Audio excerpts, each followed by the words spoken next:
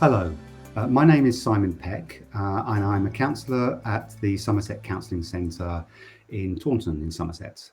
I'm also going to introduce my colleague Sally Openshaw, who's also a counsellor, a supervisor and a trainer.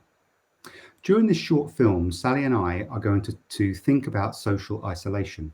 And by the end, we hope that you will have some more insight into understanding how social isolation impacts upon you and others, and what happens within your body, and thoughts about how to build more solid social connections.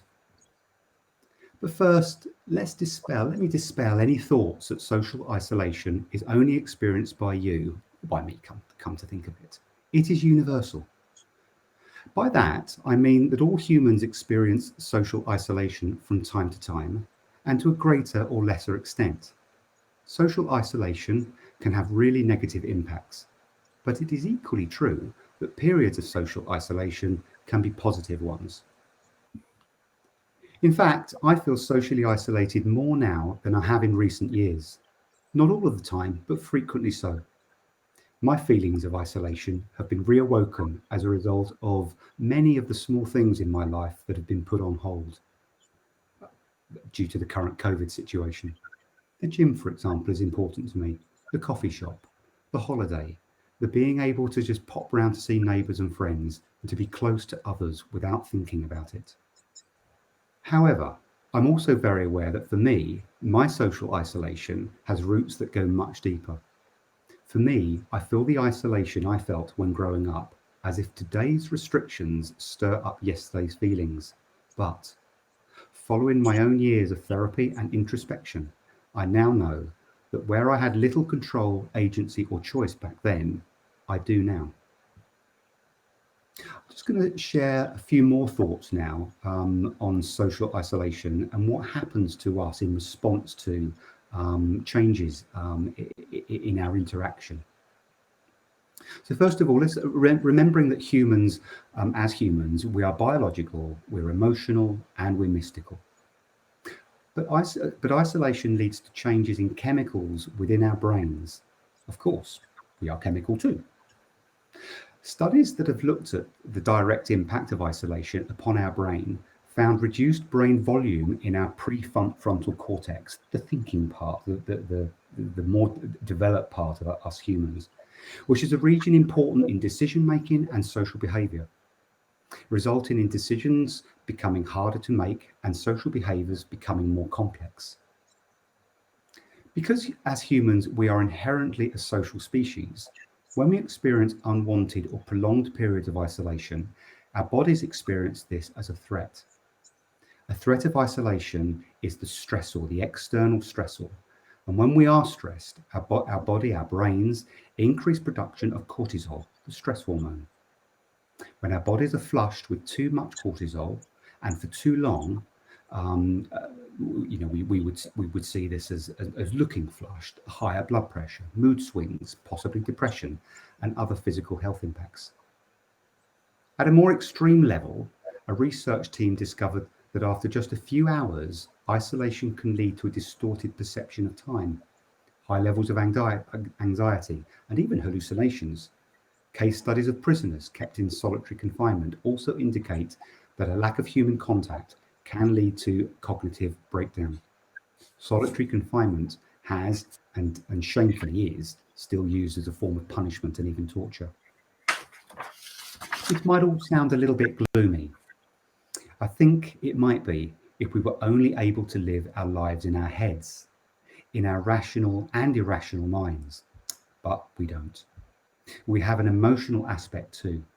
This is the part that these modules, this particular module, are really seeking to engage with.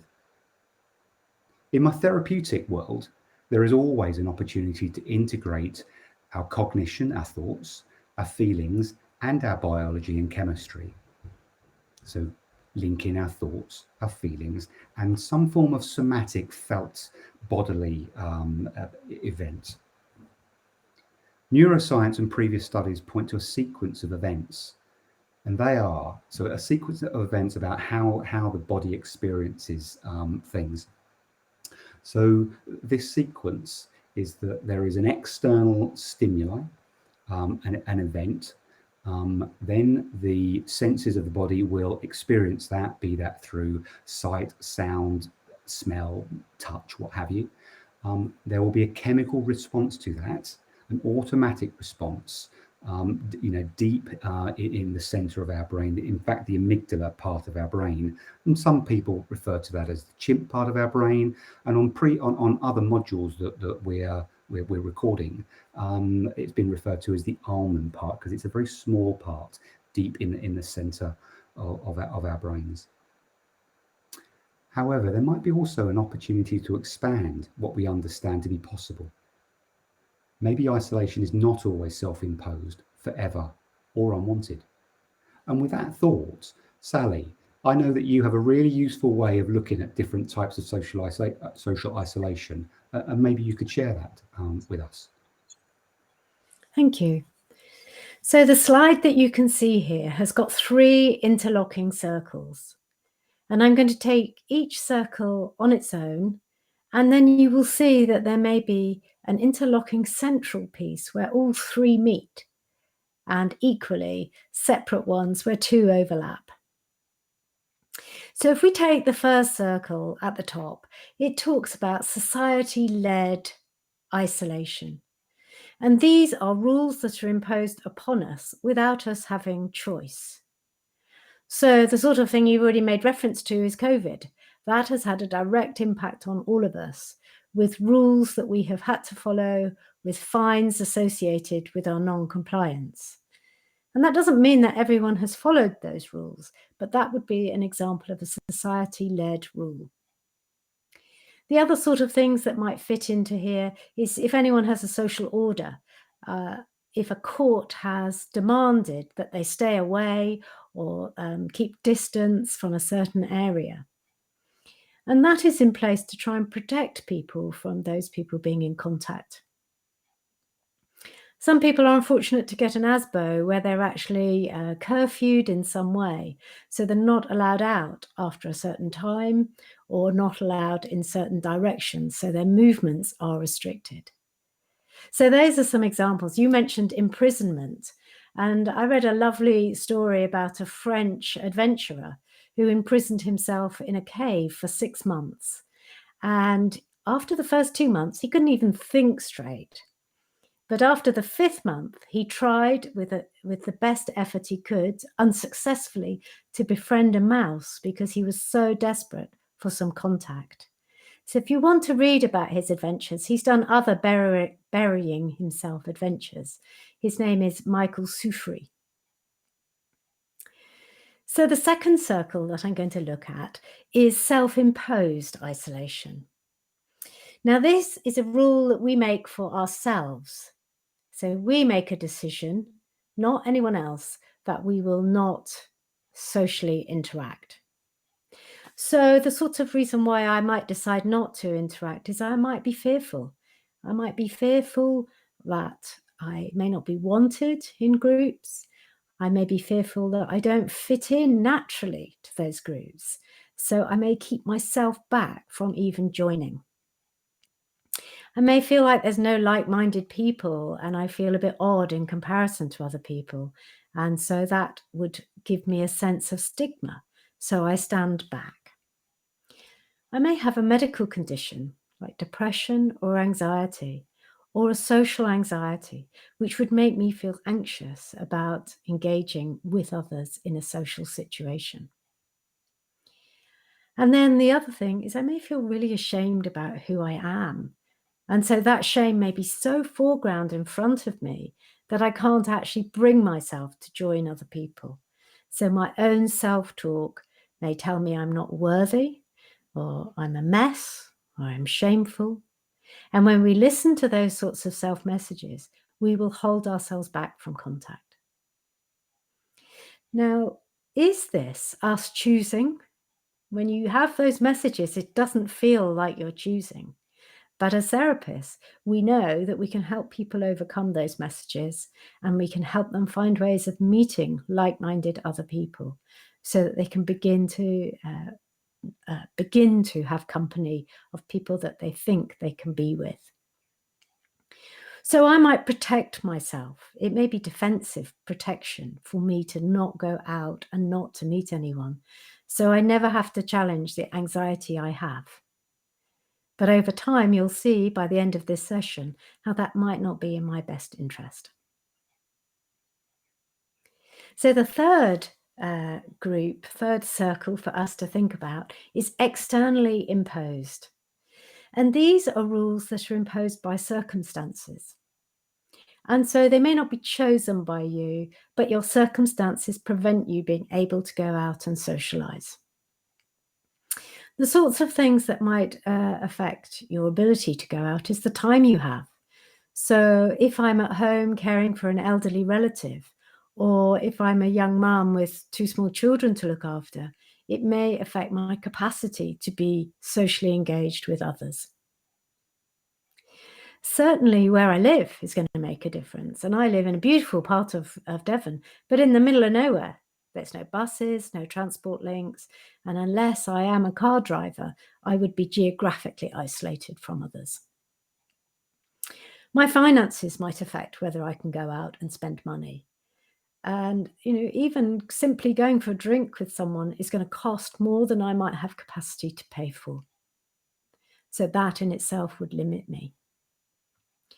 I may have a health condition or a physical disability that might make it difficult for me to access places, or a physical illness that might make certain environments just too complex for me to be in. Sometimes these disabilities are not even visible to other people, so people may not understand why we're not joining in and being part of a much bigger social circle.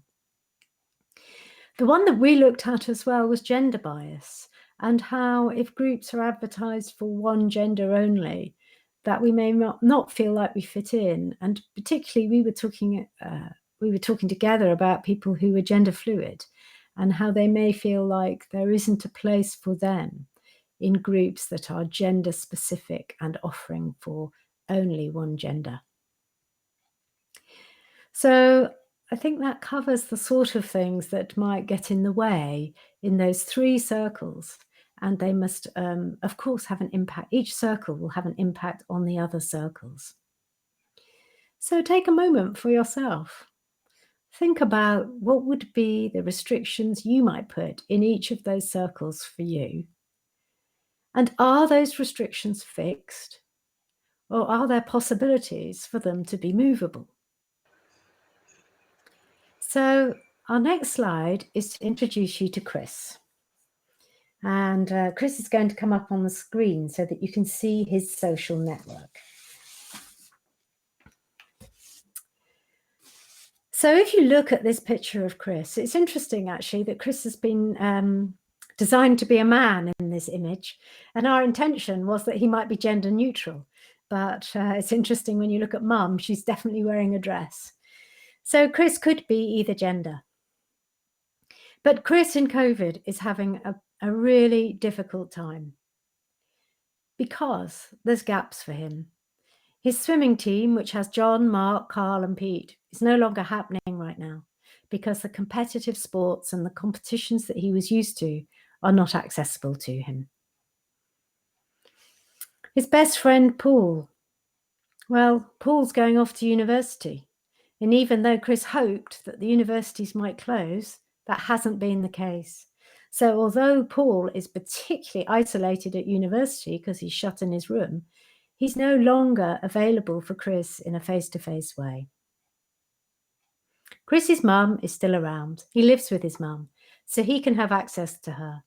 But he's a bit bored of his mum. It's the only real person that he talks to day to day. Now, he used to go to his gran's and cut her grass, but his gran is terrified of catching COVID. She's had problems with her chest for many, many months, and so she really doesn't want him, even though he's coming outside and she could wave through the window. She doesn't really want him coming.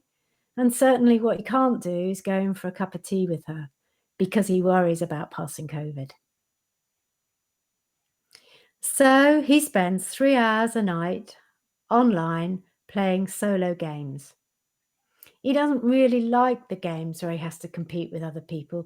Although he's competitive with swimming, he's just not that interested in competing. So he's on his own. And then I made a mistake in saying Peter's best mate was at university. Actually, it's his brother that's at university. Now, his brother and him were really close mates, and they used to play together on the internet. And now his brother doesn't live at home anymore. That's why he's more lonely. So there are many gaps here for Chris, and he's lost all the people outside of his immediate family and has lost access except being able to talk to them online. Now, you might think your own social model looks a bit like this. And so we thought it might be useful for you to map your social interaction model. And so if we go to the next slide, it gives you some how-tos as to how to map it. And I'm going to just talk you through that. So take a piece of paper, write your own name right in the middle of that piece of paper, make yourself central. And then what you need to do is think of all the people that you have mixed with, and probably it's useful just to take the last 2 weeks. Right now, we've actually been shut in, so this is probably not very representative of how it normally is in your life. But note down all the people that you've met. Do it like a scattergram, just put their names round and about you. And then you can draw lines between you and those people. If you feel a strong connection, draw it with a nice thick line. If it's a bit of a lightweight connection, you might want to make a thinner line for yourself. If it's a bit conflictual, you can actually do it like a zigzag line coming across to you. So you can make those lines strong or weak, whatever reflects the sort of connection you have. Don't forget to note whether some of these are online or offline. So once you've done that and you've mapped out your picture, then stand back from it and have a look. And ask yourself some important questions. So first of all, what's the balance like of my social network? What's the balance of online and offline? What's the balance of gender differences? What's the balance of age? People my own age and people who are different ages to myself. Begin to stand back and analyze a little bit where your networks are. And then we thought 3 questions might be useful. So, who are the people in this group that I have fun and laughter with? Who are the people in my network that I gain emotional support from? And these would be people that you might be willing to be vulnerable with, and you might take some problem to, or present just how you're feeling emotionally. And then the last one is, who do I get practical support with? Who would be my go-to person if I need help from someone? So by beginning to map out your social network, you're in a position to look at the balances. To actually think, do I need to weed my social garden, get rid of some people that I don't get much nourishment from? Or are there some gaps that I need to fill? And I need to create some more networks with people around me that might offer me more of what I'm wanting, so I'm not feeling so isolated. So the last slide talks about the benefits of not feeling socially isolated. And so those benefits for you is that isolation is very closely linked to loneliness. And a lot of the studies that have been done on loneliness make the link back that when people are isolated, they increase the likelihood of staying lonely for a longer period of time. So the other reason why you need people around you is to go to them for that practical support when you need help. There are people you can call upon so that they can support you when you haven't got enough hands. The other thing that goes back to a bit what Simon was talking about earlier is when we're not socially isolated, it has a positive effect on our body. So it helps us sleep better when we're stimulated by being in contact and connection with other people. It helps us sleep and feel more energetic. And so that's what I mean about more stimulated. It also protects us against immunity, although that seems slightly contradictory to say that when we're in the middle of a pandemic right now. But generally, mixing with people would increase our overall immunity.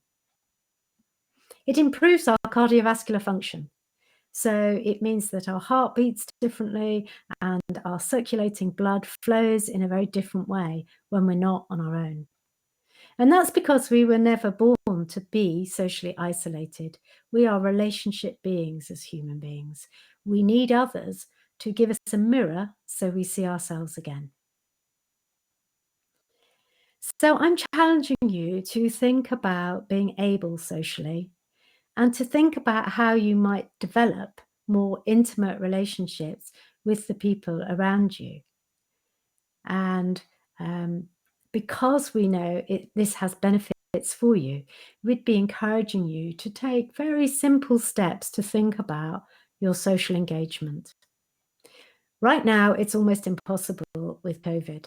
But once we're released from the limitations that have been imposed on us, then it's trying to think of networks and possibilities out there that might help us meet people.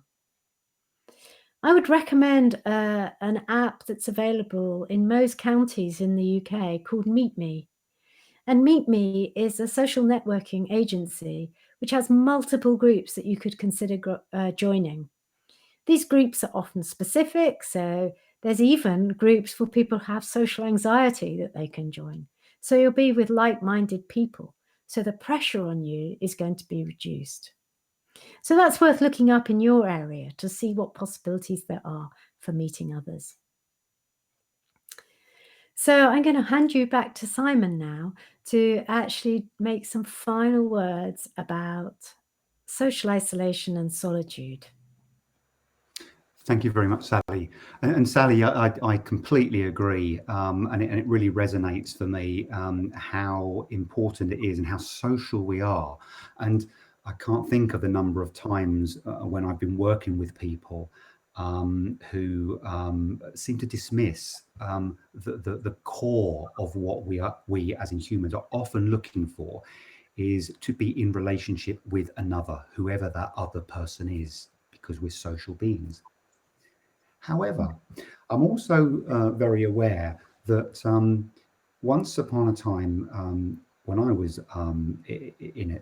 having therapy myself, my therapist said to me, Simon, what you need to do is you need to get a little closer, get in touch with, to befriend your anxiety. I'm aware that I've just said anxiety as opposed to social isolation, but the same I think is true. To befriend, and I thought that therapist was mad. I didn't want to get anywhere near my anxiety, or in this case, my social isolation. But that therapist was absolutely on point. The defensiveness of myself to avoid the discomfort was it becomes a self-fulfilling prophecy. I had to get closer to what I was avoiding, and with that in mind, as you're looking at this particular slide about how solitude can also be healthy, that's something paradoxical, as Sally has been helping us to understand how being isolated can be difficult and uncomfortable and maybe very unwanted for groups of people, many people from time to time. The paradox is that solitude can also be an incredibly healthy space to be in, way of being, creative, recharging, still, calming. So I want to share an anecdote actually about an experience I've had with the paradox of being isolated, and this is actually very in the moment, i.e., in the COVID moment. I particularly like walking, and I tend to walk on my own. But when I'm walking on my own, the paradox is that I am alone, yet I'm not. Walking can be whatever the pursuit is. I'm using walking as my example, but walking can be really joyous. I'm with the emptiness, but paradoxically at the same time, I'm full of something. I'm full of nature, the elements, be it howling wind and rain or whatever, or the sunshine. I'm with my mind and my thoughts and my feelings. That I'm walking and I'm not still, yet I'm still. I am using all the time to get one leg in front, one foot in front of the other. Yet I have time to process, to think. I can think thoughts in loops, round again and again, without any pressure to find answers. I can just be with myself. And I suppose I rhetorically ask myself the question: am I really alone, or is it more complex than that? And of course, I think that it is more complex than that, because as humans, we're not fixed. We're messy. We're full of different things. We're full of contradictions. And the contradiction could be that solitude is both a healthy thing and a thing that if there's too much, becomes less about solitude and more about isolation. So as you're thinking about this, maybe take some space and just muse over whether your periods of isolation or your periods of solitude are they spaces to be just mindless, or are they creative spaces? And see what emerges. So to conclude, some final thoughts. Social isolation is not binary. It is neither good nor bad. It's far more complex. We might become isolated for reasons within our control and outside of our control.